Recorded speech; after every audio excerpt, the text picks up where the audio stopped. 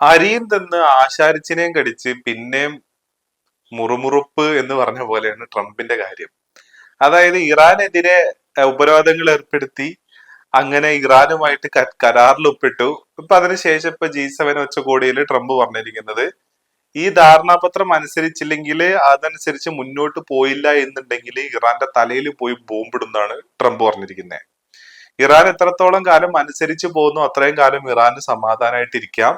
അതേപോലെ തന്നെ ആ റീജിയണിലും വലിയ ഡെവലപ്മെന്റ്സ് ഒക്കെ ഉണ്ടാവും. ഇങ്ങനെയൊക്കെയാണ് ഇപ്പൊ പറഞ്ഞിരിക്കുന്നത്. ഇതാണ് ഞാൻ നേരത്തെ പറഞ്ഞത്. എല്ലാം തീരുമാനമായി, എന്നിട്ടും ഈ പറയുന്ന ഭീഷണികൾക്ക് ഒരു കുറവുമില്ല. അത് മിക്കവാറും കുറച്ചധികം കാര്യങ്ങള് എന്താ പറയാ ഇപ്പൊ പുറത്ത് വന്നിട്ടുണ്ടല്ലോ, അതിന്റെ ഒരു പശ്ചാത്തലത്തിലായിരിക്കും ഈ അണ്ണൻ മിക്കവാറും അത് പറഞ്ഞിട്ടുണ്ടാവുക. ഒന്നാമത്തെ കാരണം, ഡിപ്ലോമാറ്റിക് ഡീല് നടന്ന സമയത്ത് ഇറാൻ ആക്ച്വലി സൈക്കാട്രിസ്റ്റുകളെയും സൈക്കോളജിസ്റ്റുകളെയും നിയമിച്ചു എന്നുള്ളതാണ്.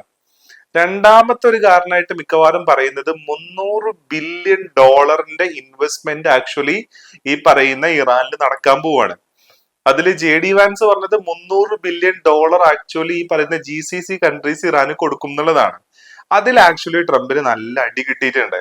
ബരാക് ഒബാമയുടെ കാലത്ത് ഇങ്ങനെ കാശൊന്നും കൊടുത്തിട്ടില്ല, പക്ഷെ അവരുടെ സ്വത്തുക്കളിൽ 1.24 ബില്യൺ സംതിങ് റിലീസ് ചെയ്ത് കൊടുത്തിട്ടുണ്ടായിരുന്നു. പക്ഷെ ഇവിടെ ട്രംപ് വരുമ്പോൾ 24 ബില്യൺ ആണ് റിലീസ് ചെയ്യാൻ പോകുന്നത്. ഇറാന് മേലെ ഇത്രയും കാലം ഉണ്ടായിരുന്ന സാങ്ഷൻസ് ലിഫ്റ്റ് ചെയ്യാൻ പോകുന്ന രീതിയിലേക്ക് കാര്യങ്ങൾ മാറുന്നുണ്ട്. അപ്പൊ ആ രീതിയിലെ തിരിച്ചടികൾ ഈ ഡീല് നടന്നു എങ്കിൽ കൂടെ ട്രംപിനുണ്ട്. ആ ഫ്രസ്ട്രേഷനിലും കൂടെ നിന്നിട്ടായിരിക്കാം ട്രംപ് ഇങ്ങനെ ഒരു കാര്യം പറഞ്ഞിട്ടുണ്ടാവുക എന്നുള്ളതാണ്. അപ്പൊ അതിന്റെ ബേസിസിലാണ് ഇപ്പൊ പറഞ്ഞിരിക്കുന്നത് ഈ പറയുന്ന കാര്യങ്ങള് ഇറാൻ അംഗീകരിച്ചില്ല, ഇറാൻ ഇത് അനുസരിക്കാതെ നിൽക്കുകയാണെന്നുണ്ടെങ്കിൽ ഇറാന്റെ മേലെ ബോംബിടും എന്നുള്ളത്. ഇനി ഇത് പറയുന്നതിന്റെ വേറൊരു റീസൺ ആയിട്ട് ഞാൻ മനസ്സിലാക്കുന്ന കാര്യം, യഥാർത്ഥത്തില് ഇറാൻ ഇന്നലെയും ഇന്നൊക്കെ ആയിട്ട് ഒരു കാര്യം പറയുന്നുണ്ട്. ഇസ്രായേല് ലെബനോനെ അറ്റാക്ക് ചെയ്യുന്നുണ്ട്. അപ്പോ ഇസ്രായേല് ലെബനോനെ അറ്റാക്ക് ചെയ്യുന്നത് തുടർന്നുകൊണ്ട് പോവാനാണ് പരിപാടി എന്നുണ്ടെങ്കിൽ ഞങ്ങള് ഇസ്രായേലിനെ കയറി അറ്റാക്ക് ചെയ്യും എന്നുള്ളത് ഈ പറയുന്ന ഇറാൻ പറയുന്നുണ്ട്. ഇത് മുന്നേ ഇറാൻ പറഞ്ഞിട്ടുണ്ട്, ഇറാൻ അത് ചെയ്ത് കാണിച്ചിട്ടുമുണ്ട്.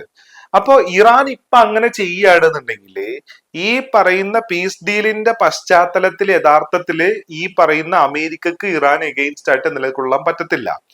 അത് മാത്രമല്ല, നെതന്യാഹു ട്രംപിന്റെ ഇടയ്ക്ക് നല്ല വിള്ളലുണ്ട്, നെതന്യാഹു വിവേകത്തോടു കൂടെ പെരുമാറുന്നില്ല എന്ന് പറയുന്ന അത്രയും കടന്ന വിമർശനം വരെ ട്രംപ് നടത്തുകയും കൂടെ ചെയ്തിട്ടുണ്ട്.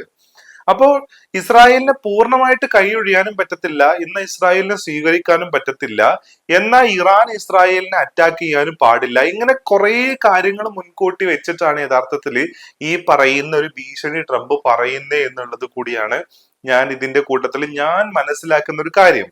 അപ്പൊ സൈക്കോളജിസ്റ്റുകളെ വെച്ച് ഇറാൻ ട്രംപിനെ എങ്ങനെ അനലൈസ് ചെയ്തോ അതുപോലെ തന്നെ ട്രംപിന്റെ റെട്ടറിക്സുകൾ നമ്മൾ അനലൈസ് ചെയ്യണം. അനലൈസ് ചെയ്യുകയും അത് പറയുന്നതിന്റെ ബാക്ക് ആൻഡ് ഫോർത്ത് എന്താണ്, എന്ത് മുന്നിൽ കണ്ടിട്ടാണ് അത്തരത്തിലൊരു ഭീഷണി പറയുന്നതെന്നുള്ളതാണ്. അപ്പൊ ഇത്രയും കാര്യങ്ങൾ മുന്നിൽ വെച്ചിട്ടാണ് യഥാർത്ഥത്തില് ട്രംപ് അങ്ങനെ പറയുന്നത്. അതുകൊണ്ടാണ് ഞാൻ നേരത്തെ പറഞ്ഞ് അരിയും തിന്ന് ആശാരിച്ചിനെയും കടിച്ച് പിന്നെ മുറുമുറുപ്പ് എന്നുള്ളത് ഒരു ഒരു ഒരു മൃഗത്തിന്റെ പേരാണ്, അത് ഞാൻ അങ്ങനെ പറയുന്നില്ല. പിന്നെ മുറുമുറുപ്പ് എന്ന് പറയുന്നത്. പിന്നെ അത് മാത്രമല്ല, G7 ഉച്ചകോടിയിൽ ആക്ച്വലി വേറെ കുറെ കാര്യങ്ങൾ സംഭവിച്ചിട്ടുണ്ട്. അതായത് ഈ ഖത്തർ അമീറുമായിട്ട് ട്രംപ് സംസാരിച്ചുകൊണ്ടിരിക്കുന്നതിന്റെ ഒരു വീഡിയോ, അതിന്റെ ഇടയ്ക്ക് റെജീം ചേഞ്ച് അത്ര എളുപ്പമല്ല, അതിൽ വിശ്വസിക്കുന്നില്ല എന്ന് പറയുന്ന ഒരു സാധനം പുറത്തു വന്നിട്ടുണ്ട്. അപ്പൊ അത് ഞാനൊന്ന് play ചെയ്യാവേ. I don't believe the regime change. You know, I've watched regime changes for years. They never work. It has to just happen. I can tell you, this is a country where. അപ്പൊ അതാ പറയുന്നേ, അതായത് ഈ പറയുന്ന regime ചേഞ്ചിനെ ഞാൻ വിശ്വസിക്കുന്നില്ല, അത് വർഷങ്ങൾ എടുക്കുന്ന പരിപാടിയാണ്. ആക്ച്വലി ഇറാനെ സപ്പോർട്ട് ചെയ്യുന്ന ആൾക്കാര് പ്രധാനമായിട്ടും പറയുന്ന ഒരു കാര്യം എന്ന് പറയുന്നത്, ഇറാൻ അത്ര നല്ല രാജ്യമായതുകൊണ്ടല്ല. അതായത് ഗുണ്ടായുധം കാണിച്ച് ഞങ്ങളുടെ കയ്യിൽ സ്റ്റെൽത്ത് കപ്പാസിറ്റി ഉള്ള ബോംബർ വിമാനങ്ങളുണ്ട്, ഞങ്ങൾ ഭയങ്കര മിലിറ്ററി ശക്തിയാണെന്ന് പറഞ്ഞ് ഗുണ്ടകളെ പോലെ കയറി ഇറാന്റെ മേലെ പെരുമാറിയതാണ് പ്രധാനപ്പെട്ട ഈ പറയുന്ന അമേരിക്കക്ക് ഒരു തിരിച്ചടി ആവാനുള്ള പ്രധാനപ്പെട്ട കാരണം.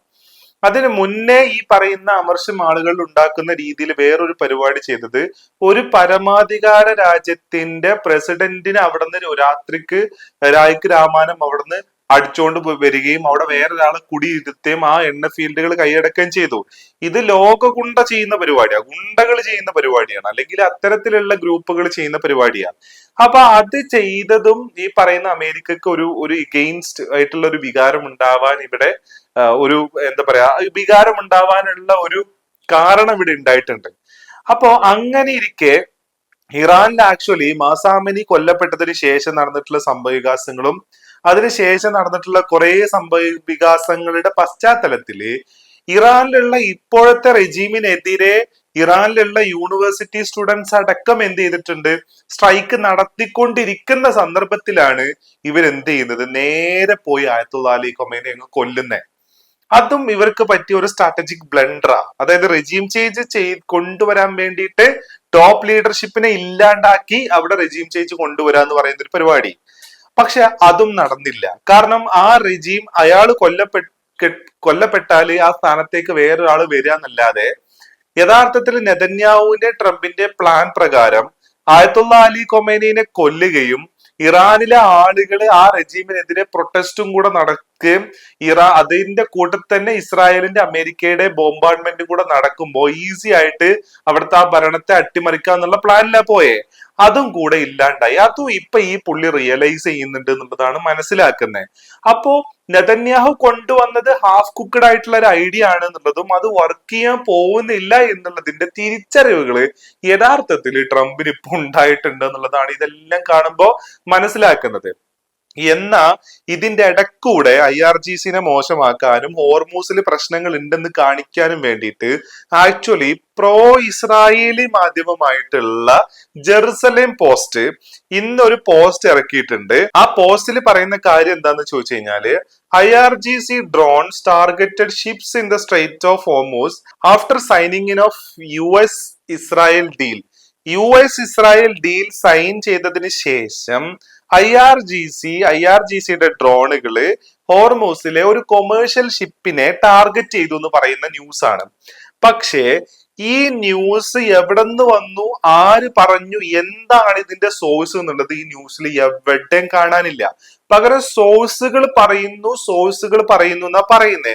ഏത് സോഴ്സ് ആണെന്ന് പറയുന്നില്ല. ജെറുസലേം പോസ്റ്റ് ആക്ച്വലി അവർ അഭിപ്രായപ്പെടുന്നത് അവരൊരു സെൻട്രൽ പൊസിഷൻ എടുക്കുന്ന ന്യൂസ് പേപ്പർ ആണെന്നാണ്. പക്ഷേ ഗാസയിൽ നടന്നിട്ടുള്ള ഈ അട്രോസിറ്റിയുടെ ഇവരുടെ റിപ്പോർട്ടുകൾ നോക്കുമ്പോൾ ഇവര് പലപ്പോഴും പ്രോ ഇസ്രായേലി ന്യൂസ് പേപ്പർ ആണ്. ഇസ്രായേലിന്റെ സെക്യൂരിറ്റി അത്തരം കാര്യങ്ങൾക്ക് കൺസേൺ കൊടുത്ത ഒരു പ്രോ ഇസ്രായേലി ന്യൂസ് ഇറക്കുന്ന ആൾക്കാരാണ്. അപ്പൊ എന്ത് തെറ്റിദ്ധരിപ്പിക്കാൻ വേണ്ടിയിട്ടാണ് ഇങ്ങനെ ന്യൂസ് പറഞ്ഞത് എന്നുള്ളതും മനസ്സിലാവുന്നില്ല. അപ്പൊ ഇങ്ങനത്തെ സംഭവ വികാസങ്ങള് യഥാർത്ഥത്തില് ഈ പറയുന്ന ഇസ്രായേൽ അമേരിക്ക ആൻഡ് ഇറാൻ കോൺഫ്ലിക്റ്റിൽ നടന്നുകൊണ്ടിരിക്കുന്നുണ്ട് എന്നുള്ളതാണ്. അപ്പൊ ഈ ട്രംപിന്റെ ഭീഷണികൾക്ക് ഒരു അവസാനവും. $300 ബില്യൺ ഇൻവെസ്റ്റ്മെന്റ് ആക്ച്വലി ഇറാനിൽ നടക്കാൻ പോകുന്നു. ഇറാന്റെ തുറമുഖങ്ങൾക്ക് നേരെ ഉണ്ടായിരുന്ന ഈ പറയുന്ന ഉപരോധം ലിഫ്റ്റ് ചെയ്ത് കളഞ്ഞു. അപ്പൊ ഇറാൻ ഒരു റീ എൻട്രി കിട്ടുന്ന രീതിയിലേക്ക് കാര്യങ്ങൾ മാറുന്നു.